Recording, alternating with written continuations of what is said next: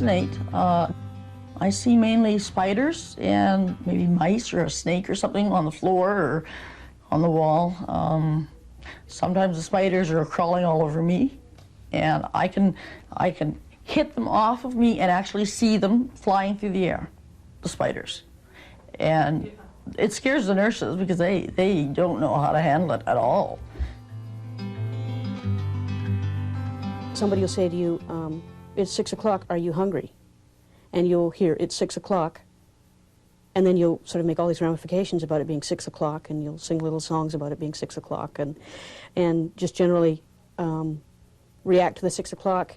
And then 5 minutes later, you'll remember they said, are you hungry? And you'll say, well, no, not really. And they won't have any idea that you're referring back to the previous conversation. When I'm crazy, I'm at one remove from present reality. I hear voices, and my children tell me that I answer the voices.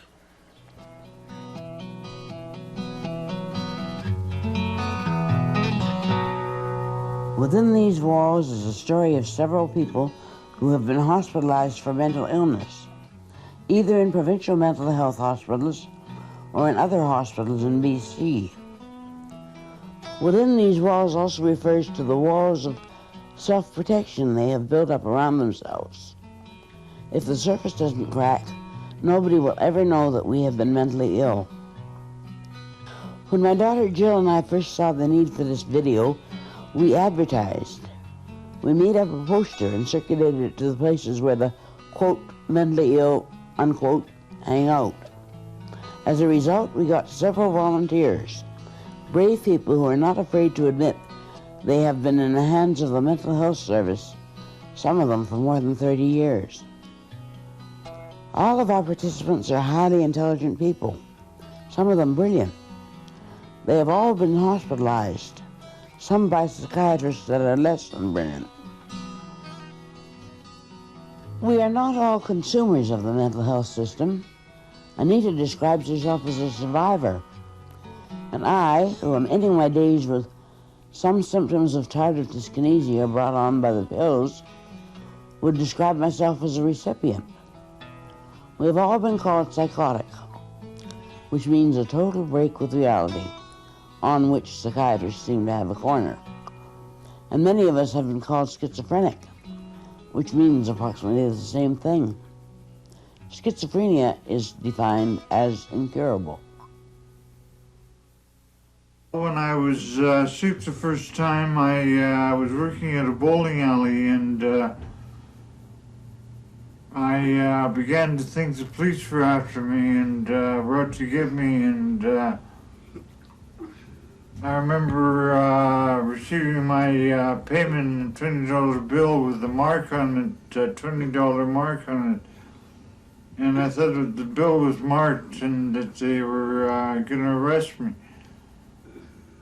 And so I went home that night and went to bed and didn't get up and didn't eat and didn't talk to anybody. And they finally got a psychiatrist in, and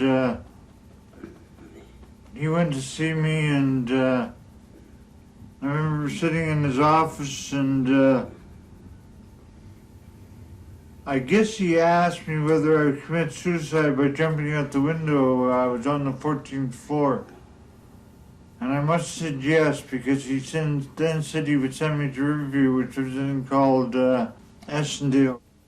First time I was in Riverview, I remember coming into the hospital and going down the dark corridors, and there were rooms jutting off, and they were all black, and I was in a black mood and very scared and very afraid, and it was just the aura of blackness and darkness and uncertainty, and what was there behind those doors that was waiting for me, you know?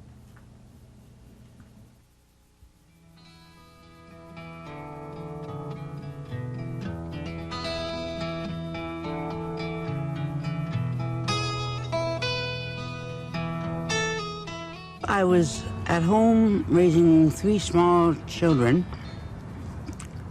and I was raped by a friend of my husband's.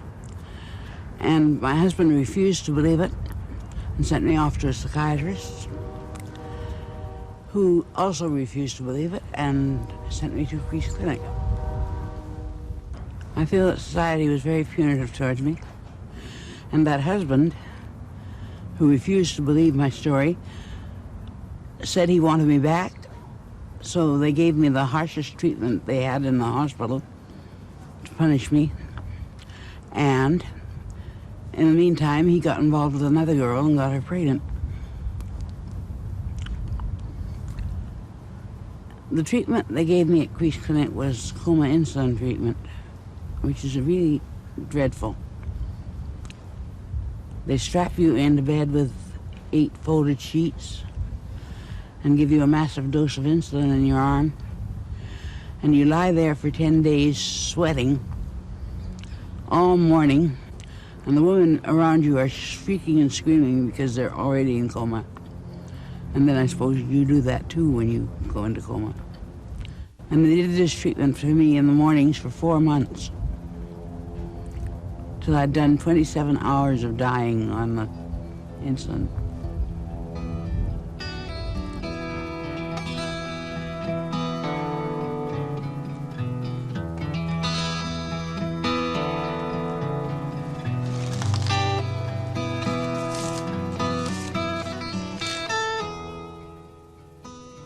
I was very young when I ran away from home with a friend.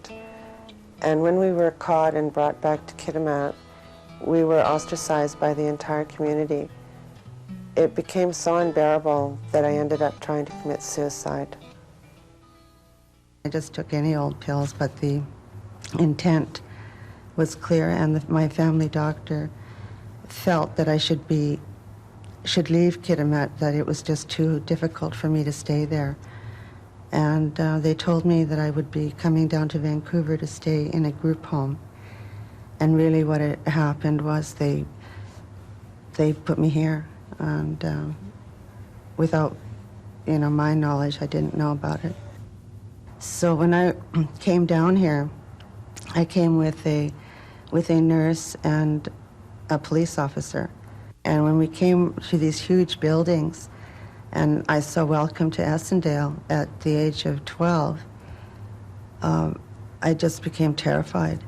I was put on an all-adult floor with quite disturbed people and just sort of left to kind of flounder there.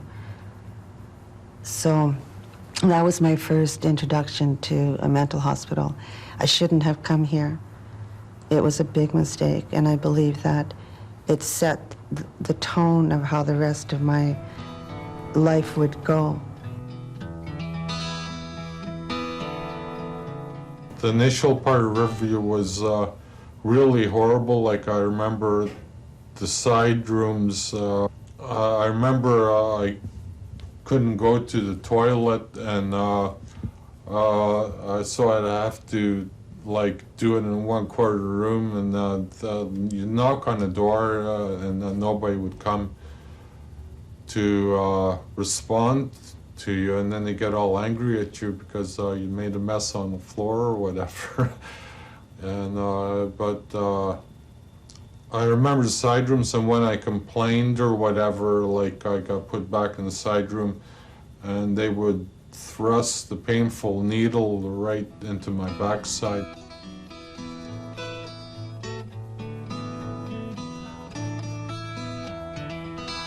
I was married when I was 19. I was married for 20 years, and I have 2 boys. The first 4 years we're married was really wonderful. He was very attentive, and my first child was born in Germany. I was admitted to the hospital in Edmonton, and that was because I was having such a difficult time with my marriage. And also, I was, very